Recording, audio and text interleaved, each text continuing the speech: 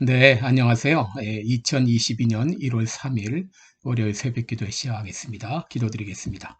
은혜로우신 우리 아버지, 또 은혜 가운데 2022년 새해가 밝았습니다. 하나님 아버지, 새로운 마음과 새로운 결심을 가지고 새롭게 출발하고자 합니다. 주님, 이번 한 해 동안도 우리 가는 걸음걸음 인도하시고 지켜 주실 것을 믿습니다. 보다 하나님께 영광 돌리며 하나님의 뜻을 따라 살며 하나님을 사랑하며 이웃을 사랑하며 살기 원합니다. 우리 발걸음 인도해 주실 것을 믿고 감사드리며 예수님의 이름으로 기도드립니다. 아멘. 네, 찬송가 420장입니다. 너 성경 읽기 위해. 예전 찬송가는 212장입니다. 420장 너 성경 읽기 위해. 너 성경 읽기 위해 늘 기도하며 너 주 안에 있어 늘 성경 보고 온 형제들 함께 늘 사귀면서 일하기 전마다 너 기도하라. 너 성경 읽기 위해 내 머리 숙여 저 은밀히 계신 내 주께 빌라. 주 사귀어 살면 주 닮으리니 널 보는 이마다 주 생각하리. 너 성경 읽기 위해 주 따라가고 일 다급하여도 당황치 말고 참 즐거울 때나 또 슬플 때나 너 주님만 믿고 늘 따라가라. 너 성경 읽기 위해 늘 기도하며 내 소원을 주께 다 맡기어라. 너 성령을 받아 주 섬겨 살면 저 천국에 가서 더 잘 섬기리. 아멘. 네, 우리 오늘은 잠언 10장 11절로 21절까지 보겠습니다. 네, 잠언 10장 11절로 21절까지 제가 봉독해 드리겠습니다. 의인의 입은 생명의 샘이라도 악인의 입은 독을 머금었느니라. 미움은 다툼을 일으켜도 사랑은 모든 허물을 가리우느니라. 명철한 자의 입술에는 지혜가 있어도 지혜 없는 자의 등을 위하여 채찍이 있느니라. 지혜로운 자는 지식을 간직하거니와 미련한 자의 입은 멸망에 가까우니라. 부자의 재물은 그의 견고한 성이요 가난한 자의 궁핍은 그의 패망이니라. 의인의 수고는 생명에 이르고 악인의 소득은 죄에 이르느니라. 훈계를 지키는 자는 생명길로 행하여도 징계를 버리는 자는 그릇 가느니라. 미워함을 감추는 자는 거짓의 입술을 가진 자요 참소하는 자는 미련한 자니라. 말이 많으면 허물을 명키 어려우나 그 입술을 제어하는 자는 지혜가 있느니라. 의인의 혀는 천은과 같거니와 악인의 마음은 가치가 적으니라. 의인의 입술은 여러 사람을 교육하나 미련한 자는 지식이 없으므로 죽느니라. 아멘. 네, 우리 오늘은 죽이는 말, 살리는 말, 죽이는 말 이런 제목으로 함께 말씀을 나누겠습니다.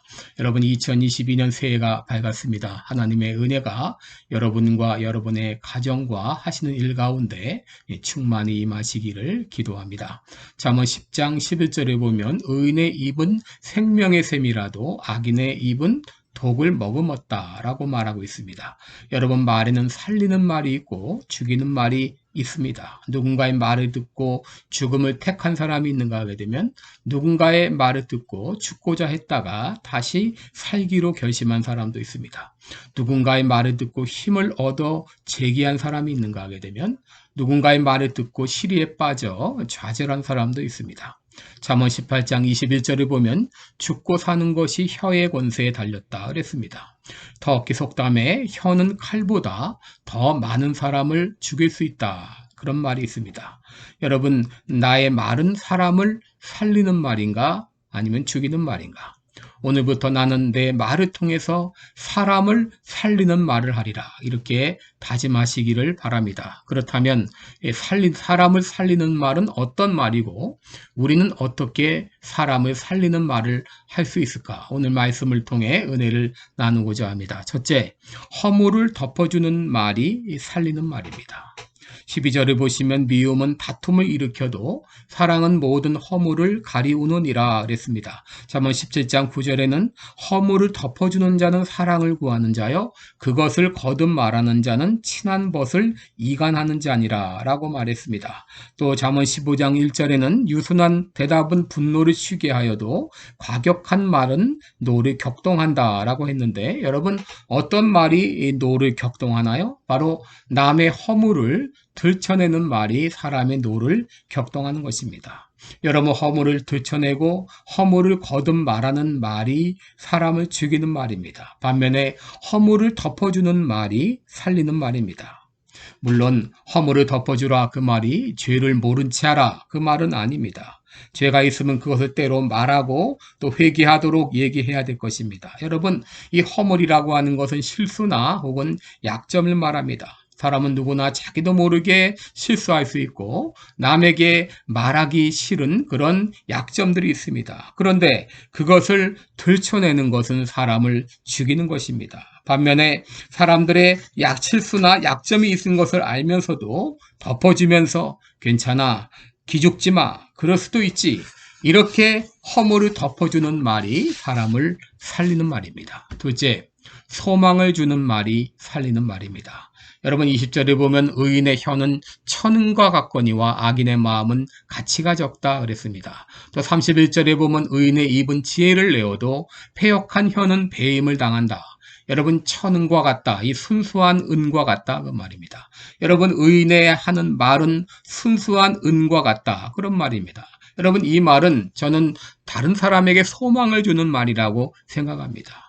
우리 하나님은 소망의 하나님이시죠. 예레미야 29장 11절에 하나님께서 우리를 향한 그 생각은 평안이요 장래에 소망을 주려 하는 생각이라 했습니다. 사도 바울은 고린도전서 15장 58절에서 그러므로 내 사랑하는 형제들아 견고하며 흔들리지 말며 항상 주의 일에 더욱 힘쓰는 자들이 되라. 이는 너희 수고가 주 안에서 헛되지 않은 줄을 알미니라 하면서 고린도 교회에게 소망을 주는 말을 했습니다. 여러분 룻기 2장 12절에 보면 보아스는 여호와께서 내 행한 일을 보응하시기를 원하며 이스라엘의 하나님 여호와께서 그 날개 아래 보호를 받으러 온 내게 온전한 상 주기를 원하노라 하면서 룻에게 소망을 주는 말을 했습니다. 여러분 우리들은 이스라엘 12정탐꾼의 이야기를 알고 있습니다. 모세가 12정탐꾼을 가나안 땅에 보냈습니다. 그런데 그들이 갔다 와서 10정탐꾼은 부정적인 보고를 했습니다. 우리는 그 땅을 취할 수 없습니다. 그들 보기에 우리는 메뚜기 같습니다. 이런 보고를 들었을 때에 이스라엘 백성들은 소리 높여 부르짖으며 밤새도록 울었다고 했습니다. 그러나 여호수아와 갈렙은 긍정적인 보고로 소망을 주었습니다. 여러분 뉴 잉글랜드 지방의 한 대학 교수가 있었는데 그는 학생들은 물론 교수들에게도 참 뛰어난 교수로 평가를 받은 그런 사람이었습니다. 그가 이제 은퇴하게 되었을 때 학교에서 연회를 열어주었는데 그때 한 교수가 물었습니다. 당신은 어떻게 해서 그렇게 뛰어난 교수로 평가를 받을 수가 있었습니까? 그때 그는 말합니다. 예, 저는 학기가 시작이 될 때 그 학생 중에서 낙제를 받을 가장 가능성이 많은 한 학생을 생각을 합니다. 그리고 첫 시험을 치루었을 때 그가 얻어야 될 점수보다 훨씬 높은 점수를 줍니다. 그리고 그 학생을 모든 학생이는 앞에서 칭찬을 해줍니다. 이 학생이 이렇게 참 노력을 해서 높은 점수를 받았다. 이렇게 긍정적인 말을 해주는 것이 바로 성공의 비결이었습니다. 라고 그는 말을 했습니다. 여러분 우리들이 다른 사람들에게 해야 될 말이 있습니다. 도와드리겠습니다. 힘이 되어드리겠습니다. 힘내세요. 또 기도해드릴게요. 괜찮습니다. 여러분 이런 말이 이런 소망을 주는 말이 사람을 살립니다. 셋째, 기쁨을 주는 말이 살리는 말입니다. 여러분 10장 32절을 보면 의인의 입술은 기쁘게 할 것을 알거늘 그랬습니다. 잠언 12장 18절에 보게 되면 지혜로운 자의 혀는 양약 같다 그렇게 말했습니다. 또 잠언 15장 23절에는 사람은 그 입의 대답으로 말미암아 기쁨을 얻나니 때에 맞는 말이 얼마나 아름다운고라고 했어요.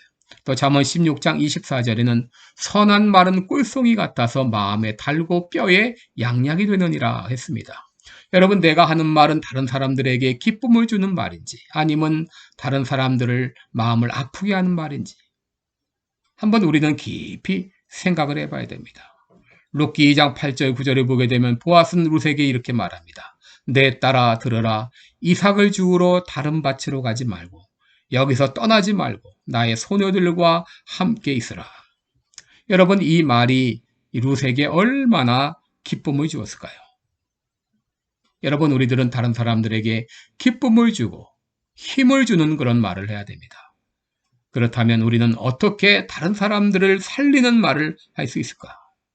제가 오늘 여러분께 두 가지를 말씀드립니다. 첫째는 하나님의 말씀으로 여러분의 마음을 가득 채우시기 바랍니다.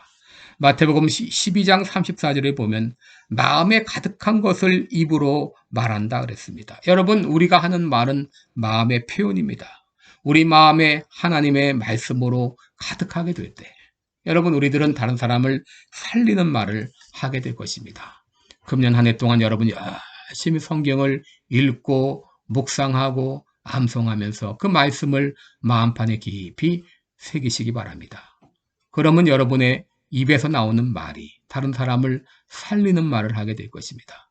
둘째, 우리가 다른 사람을 살리는 말을 하려면 성령 충만해야 됩니다. 에베소 4장 30절에 보면 하나님의 성령을 근심하게 하지 말라. 그 안에서 너희가 구속의 날까지 인치심을 받았느니라 그랬습니다. 여러분, 우리 안에 성령께서 내주하십니다. 그런데 우리 입술로 악한 말, 원망의 말, 다른 사람의 허물을 들춰내는 말을 할 때 성령께서 우리 안에서 근심하십니다. 그런데 우리가 성령 충만하게 될 때 성령님께서 우리의 말을 검색하십니다. 이것은 해도 될 말인지 그렇지 않은 말인지 성령께서 가르쳐 주십니다.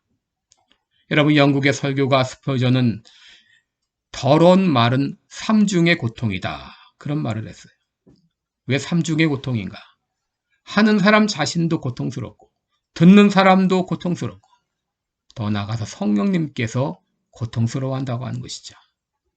그런데 우리가 성령 충만하게 되면 성령의 말하게 하심을 따라 말하면서 다른 사람들의 마음을 기쁘게 하고 살리는 말을 하게 됩니다.